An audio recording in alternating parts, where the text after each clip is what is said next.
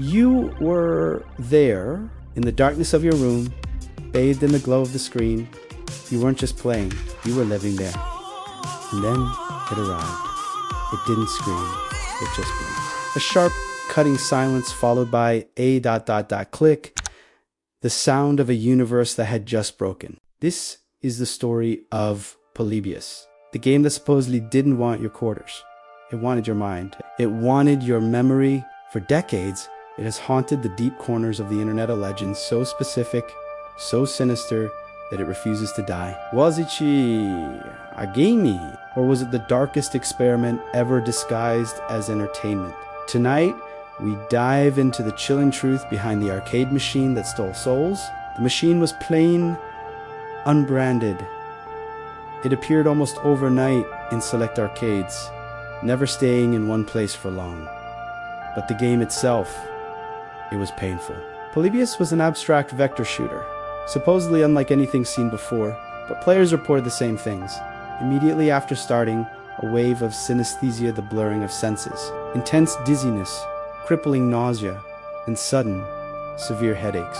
The visuals weren't just aggressive, they were insidious. Players claimed to see subliminal messages flash across the screen, messages telling them to obey, to return, to surrender. Others swore they heard voices buried beneath the electronic soundtrack. But the worst part came when the players left the arcade. They suffered from debilitating amnesia, unable to recall basic details about their lives, interspersed with night terrors so vivid they bordered on hallucinations. Some testimonials claim players developed severe addiction, waiting hours just to risk their sanity on the cold, black cabinet.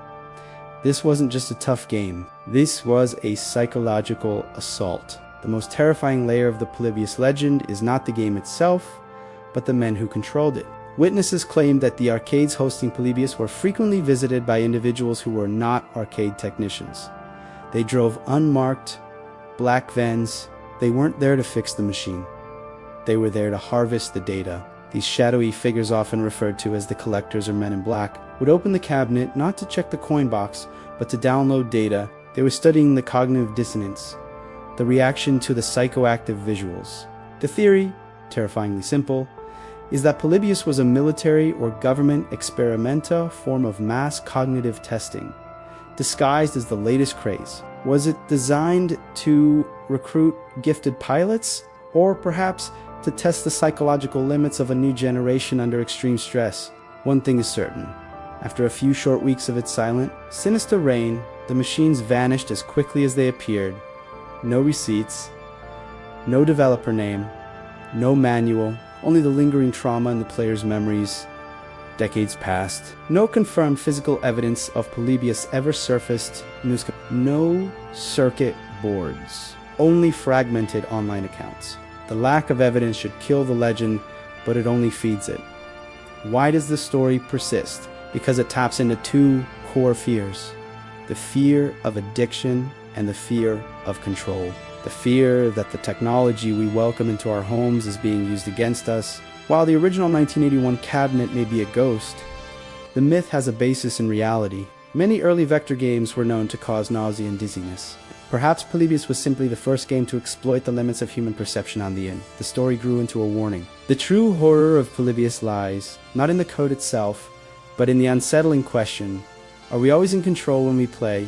The Polybius mystery remains unsolved. A digital ghost story that serves as a chilling reminder of the unknown darkness that can hide within technology. Whether the machine was a military tool or just a collective nightmare, its lesson is clear.